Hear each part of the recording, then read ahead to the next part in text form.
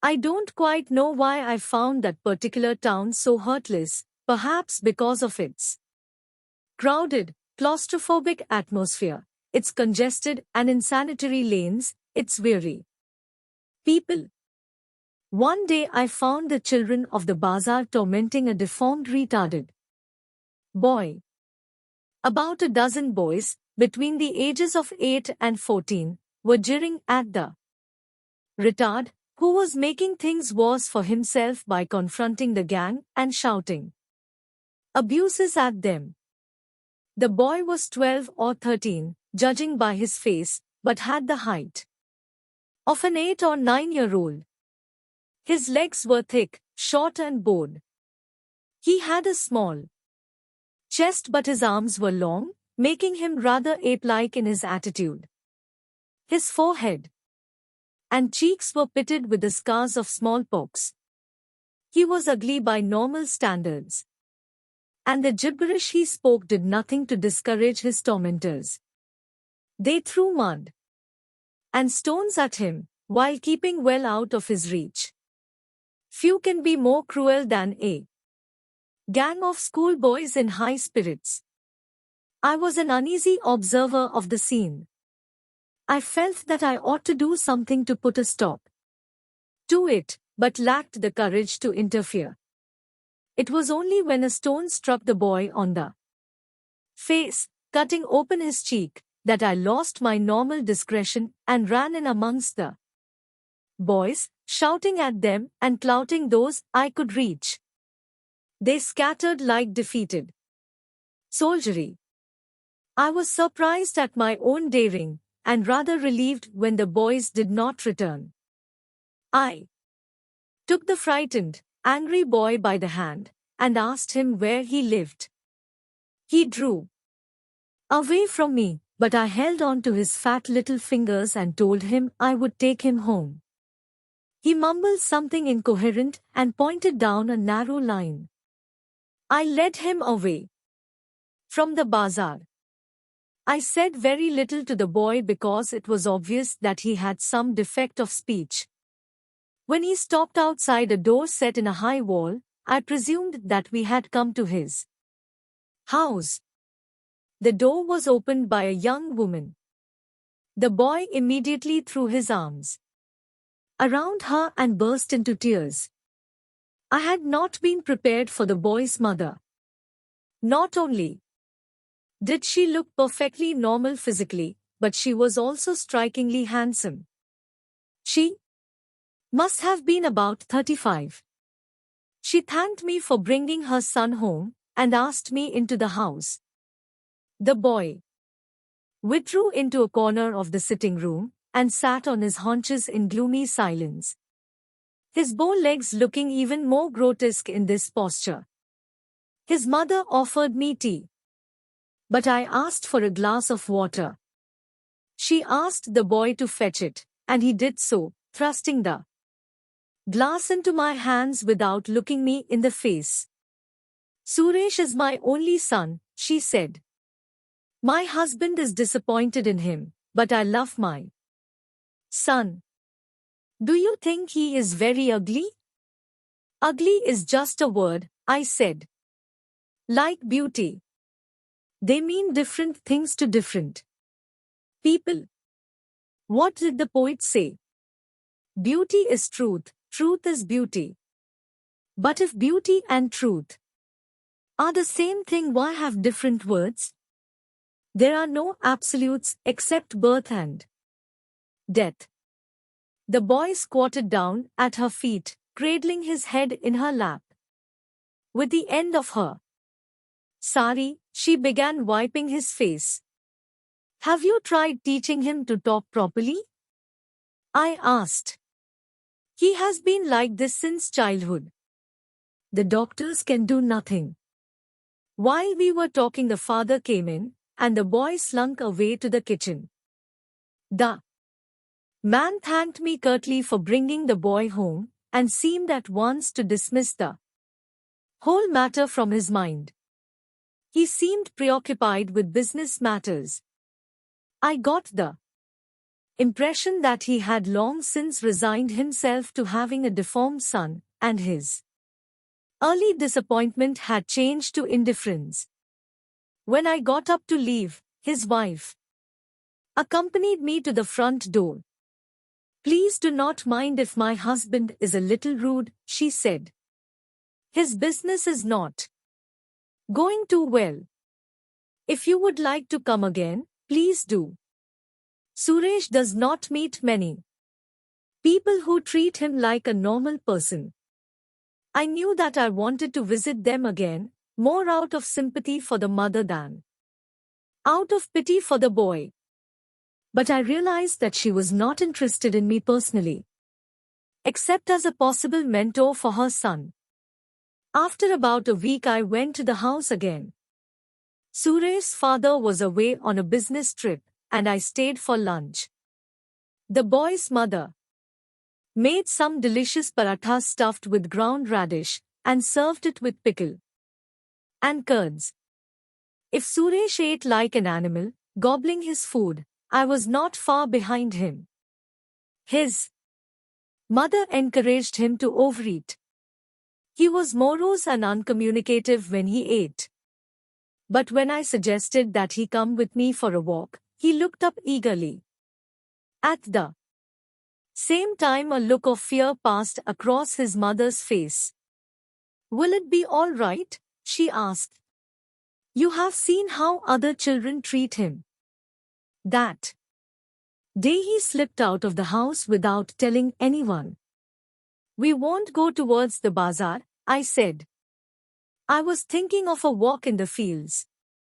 Suresh made encouraging noises and thumped the table with his fists to show that he wanted to go. Finally his mother consented, and the boy and I set off down the road. He could not walk very fast because of his awkward legs, but this gave me a chance to point out to him anything that I thought might arouse his interest: parrots squabbling in a banyan tree, buffaloes wallowing in a muddy pond, a group of hermaphrodite musicians strolling down the road. Suresh took a keen interest in the hermaphrodites. Perhaps because they were grotesque in their own way, tall, masculine-looking people, dressed in women's garments, ankle bells jingling on their heavy feet, and their long, gaunt faces made up with rouge and mascara. For the first time, I heard Suresh laugh. Apparently he had discovered that there were human beings even odder than he. And, like any human being, he lost no time in deriding them. "Don't laugh," I said. "They were born that way, just as you were born the way you are." But he did not take me seriously and grinned, his wide mouth revealing surprisingly strong teeth. We reached the dry riverbed on the outskirts of the town, and, crossing it, entered a field of yellow mustard flowers. The mustard stretched away towards the edge of a subtropical forest. Seeing trees in the distance, Suresh began to run towards them, shouting and clapping his hands. He had never been out of town before. The courtyard of his house and, occasionally, the road to the bazaar were all that he had seen of the world. Now the trees beckoned him. We found a small stream running through the forest, and I took off my clothes and leapt into the cool water, inviting Suresh to join me. He hesitated about taking off his clothes, but after watching me for a while, his eagerness to join me overcame his self-consciousness, and he exposed his misshapen little body to the soft spring sunshine. He waded clumsily towards me. The water, which came only to my knees, reached up to his chest. "Come, I will teach you to swim," I said. And lifting him up from the waist, I held him afloat. He spluttered and thrashed around, but stopped struggling when he found that he could stay afloat. Later, sitting on the banks of the stream, he discovered a small turtle sitting over a hole in the ground in which it had laid the eggs.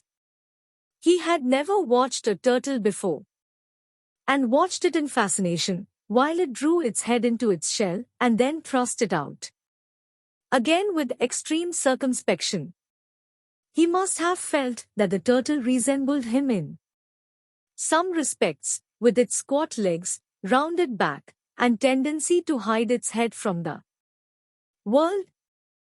After that, I went to the boy's house about twice a week, and we nearly always visited the stream.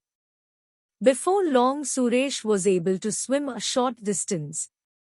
Knowing how to swim, this was something the bazaar boys never learnt, gave him a certain confidence, made his life something more than a one-dimensional existence. The more I saw Suresh, the less conscious was I of his deformities. For me, he was fast becoming the norm, while the children of the bazaar seemed abnormal in their very similarity to each other. That he was still conscious of his ugliness, and how could he ever cease to be, was made clear to me about 2 months after our first meeting. We were coming home through the mustard fields, which had turned from yellow to green, when I noticed that we were being followed by a small goat. It appeared to have been separated from its mother, and now attached itself to us. Though I tried driving the kid away, it continued tripping along at our heels, and when Suresh found that it persisted in accompanying us, he picked up and took it home. The kid became his main obsession during the next few days. He fed it with his own hands and allowed it to sleep at the foot of his bed. It was a pretty little kid, with fairy horns and an engaging habit of doing a hop, skip and jump when moving about the house. Everyone admired the pet, and the boy's mother and I both remarked on how pretty it was. His resentment against the animal began to show when others started admiring it. He suspected that they found it better looking than its owner. I remember finding him squatting in front of a low mirror, holding the kid in his arms, and studying their reflections in the glass. After a few minutes of this, Suresh thrust the goat away. When he noticed that I was watching him, he got up and left the room without looking at me. 2 days later, when I called at the house, I found his mother looking very upset. I could see that she had been crying. But she seemed relieved to see me, and took me into the sitting room. When Suresh saw me, he got up from the floor and ran to the veranda. "What's wrong?" I asked. "It was the little goat," she said. "Suresh killed it." She told me how Suresh, in a sudden and uncontrollable rage, had thrown a brick at the kid, breaking its skull. What had upset her more than the animal's death was the fact that Suresh had shown no regret for what he had done. "I will talk to him," I said, and went out on the veranda, but the boy had disappeared. "He must have gone to the bazaar," said his mother anxiously. "He does that when he is upset. Sometimes I think he likes to be teased and beaten." He was not in the bazaar. I found him near the stream, lying flat on his belly in the soft mud, chasing tadpoles with a stick. "Why did you kill the goat?" I asked. He shrugged his shoulders. "Did you enjoy killing it?" He looked at me and smiled and nodded his head vigorously. "How very cruel," I said. But I did not mean it. I knew that his cruelty was no different from mine or anyone else's, only his was an untrammeled cruelty, primitive, as yet undisguised by civilizing restraints. He took a penknife from his shirt pocket, opened it, and held it out to me by the blade. He pointed to his bare stomach and motioned me to thrust the blade into his belly. He had such a mournful look on his face, the result of having offended me and not in remorse for the goat sacrifice, that I had to burst out laughing. "You are a funny fellow," I said, taking the knife from him and throwing it into the stream. "Come, let's have a swim." We swam all afternoon, and Suresh went home smiling. His mother and I conspired to keep the whole affair a secret from his father, who had not in any case been aware of the goat's presence. Suresh seemed quite contented during the following weeks. And then I received a letter offering me a job in Delhi, and I knew that I would have to take it, as I was earning very little by my writing at the time. The boy's mother was disappointed, even depressed, when I told her I would be going away. I think she had grown quite fond of me. But the boy, always unpredictable, displayed no feeling at all. I left a little hurt by his apparent indifference. Did our weeks of companionship mean nothing to him? I told myself that he probably did not realize that he might never see me again. On the evening my train was to leave, I went to the house to say goodbye. The boys' mother made me promise to write to them, but Suresh seemed cold and distant, and refused to sit near me or take my hand. He made me feel that I was an outsider again. One of the mob throwing stones at odd and frightening people. At 8 o'clock that evening I entered a third-class compartment and, after a brief scuffle with several other travelers, succeeded in securing a seat near a window. It enabled me to look down the length of the platform. The guard had blown his whistle and the train was about to leave when I saw Suresh standing near the station turnstile, looking up and down the platform. "Suresh!" I shouted, and he heard me and came hobbling along the platform. He had run the gauntlet of the bazaar during the busiest hour of the evening. "I'll be back next year," I called. The train had begun moving out of the station, and as I waved to Suresh, he broke into a stumbling run, waving his arms in frantic, restraining gestures. I saw him stumble against someone's bedding roll and fall sprawling on the ground. The engine picked up speed and the platform receded. And that was the last I saw of Suresh, lying alone on the crowded platform, alone in the great grey darkness of the world, crooked and bent and twisted, the most beautiful boy in the world.